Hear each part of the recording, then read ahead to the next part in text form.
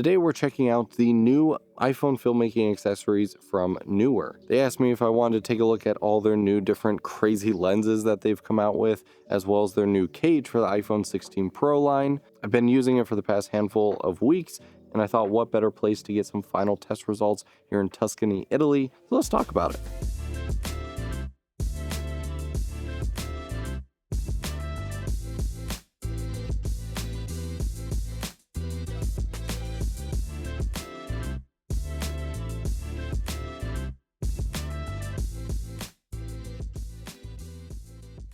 So first, let's talk about the cage. I do like the fact that it is a toolless way to get your phone in there. So there's just this little lock right here that you slide open, and then the top opens up. You're gonna take your phone here and just slide it in the top, close it up, latch it, and now you're locked in. Again, this is something that easily fits within your pocket, but it is on the bulkier side and definitely the wider side on the 16 Pro Max. So I also understand if you wouldn't always keep this on as your daily driver case. And what I love about this cage is the fact that it's littered with a bunch of quarter 20s.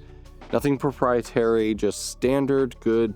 Connect whatever you want. Connect it to a tripod, connect it to various mounts, put a light, microphone, whatever you want around this. We've got a nice open bottom, so you're going to be able to plug in a good variety of USB-C cables to charge, connect to SSDs, whatever. And it's got an open back, so you still have access to MagSafe, again, if you're trying to connect a MagSafe SSD. I like what they've done for the capture button, since a lot of people like myself end up not using it. There is a rubber cap right here to kind of fill in the gap, but if you are someone who does want to use it, you can literally just pull it out and you have access to your capture button right there. You've also got two cold shoe mounts, one on top here, one over here, again making it incredibly easy to connect a microphone or a light or both. And it does have these two little ridges right here that almost act like a mini NATO rail because they also have some handles. And the way you do it here is you will just make sure this is in the unlocked position, pinch and hold this button, it kind of grabs that edge, and then you turn this to lock it in place. Nice thing about the handles is you can totally adjust it to whatever, slide it up and down so you can get the grip that you want. It does rotate even when it's locked in, so you can, film at different angles pretty easily. And this version actually has a little button on top, so you can start, stop, record, take photos, whatever you want. Now, when it comes to mounting lenses, they have this little plate that it comes with that easily just kind of fits into those two grooves, and you slide it down to give you different mounting points for lenses. These different lenses that you can get are hilarious, but actually way better than I thought they'd be. Like, take a look at this one, which usually gets all the eyes. This looks like a mini 70-200 or something for your phone. Now, this is their 7x telephoto lens here. Now, if we take this and we mount it onto our main sensor lens here, you've seen me do similar setups in the past where I use actual like huge cine glass and stuff.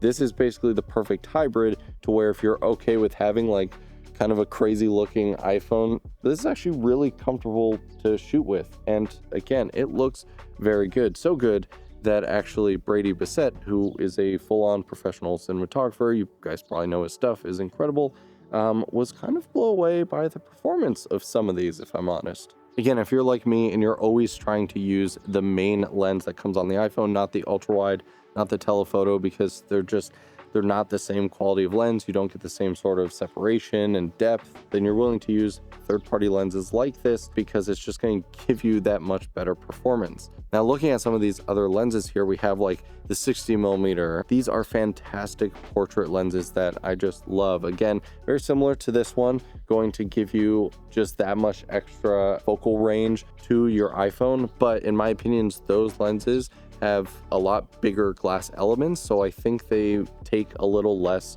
stops the light away. Anytime you add glass in more length, where light has to go from the front of the lens to the actual sensor, you're going to lose some of the light. So in something like, today where it's nice and bright out, not really a big deal at all. But in low light performance, the 60 and the 105 I think will perform probably a little better than this guy, just because it's so much longer and the front lens element is so much smaller. If you're into anamorphics, there is also a 1.55x anamorphic lens. This is actually the biggest lens of this set, and so it's got a great huge front lens element. And then we get to some of these specialty cameras. So first off, you have the 8mm fisheye lens. This is very much a like 90s music video or like skateboard type setup. This one I definitely recommend if you're using like the Blackmagic camera app. I liked going in and turning off all stabilization. I think this lens is kind of intended to have that kind of like jumpy sort of vibe, and I think that brings the best look out of it. And then you have this magnifying lens where, not a joke, this is a full-on microscope.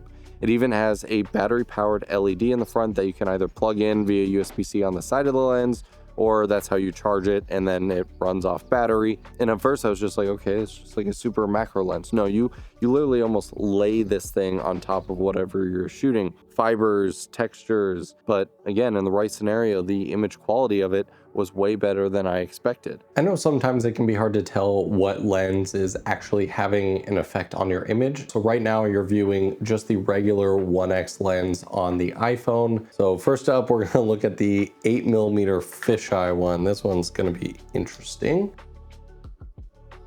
You know, this is definitely a vibe. This, you're gonna get a lot of distortion, but that is the style of this lens. You can literally now see almost the entire room, which is just nuts. Now, one little test I'm curious about, can you fix the distortion lines on here in post-production? So right now, let's go ahead and try to straighten this line out. Okay, and obviously I'm recording, so I don't know how it looks, but how does it look? Can you fix the distortion and have a 8mm non-distortion lens setup? Let's move on. Wow, that jumping back to 24mm is wild. So now we've got the 105 macro lens. As you can see, this isn't just a 105 telephoto lens because I'm about 4 feet away from the lens and nothing is in focus. So let me move my monitor here so I can see when I'm actually in focus. Okay, this is wild. The clarity on this lens though is nuts. As long as I can maintain focus, which is kind of hard to film myself and check focus on a macro lens. All right, so that's the macro lens, 45 times microscope lens. All right, again, we have no greater focus distance here. It's all gonna be macro. I'm gonna show you like the fiber of the skin here, or not skin, but sweater. I'm gonna turn on the little built-in ring light here. And so now, so if you're deciding between these two very close macro lenses, the 105 is going to be a more traditional macro lens. This microscope lens is going to be very much a specialty lens. All right, we got 2 more lenses here. Next up, we have the physically largest of the bunch. This is the 1.55x anamorphic lens. This one specifically is the blue one. We can see a little bit of the blue light, kind of not necessarily streak, but almost a little flare up there. Nice blue anamorphic look, if you like. And then in terms of other qualities, anamorphics don't have the greatest minimum focus distance. So yeah, maybe like there, just around like 2 feet or so. You can always get diopters. This does have a screw-in lens filter, as most of these lenses do. So you can put a diopter on if you want to get more like macro shots or anything. Now we have the, but I just keep calling it the 70 to 200 micro lens here, but the 7x telephoto lens. Now this one has the manual focus ring in the front of it, so I think we need to adjust that. All right, the camera is the furthest position from the wall, and I am literally to the wall. It looks like the photo frame is in focus, but I am not. So this lens is definitely not for recording yourself. You know, if you're trying to film your kids' sporting events or a concert or something like that, keep in mind the image definitely looks a bit darker because of its really long and smaller lens elements. You are going to lose some light. All right, and last but not least, we have my personal most used one, which is going to be this 60mm telephoto lens. I think if you like the portrait look, this is probably going to be your favorite as well. If I move back here, because this is going to give us the most amount of separation. Obviously, it's definitely a higher focal length than the 24mm look of the built-in lens. But the reason I like it is the characteristics seem to match very similar to that built-in 24mm lens. Everything is still ridiculously sharp. The minimum focus distance is pretty solid. Like, yeah, so right about here is the minimum focus distance. I'm maybe like a foot, 13, 14 inches, somewhere around there, away from the lens. So very good minimum focus distance.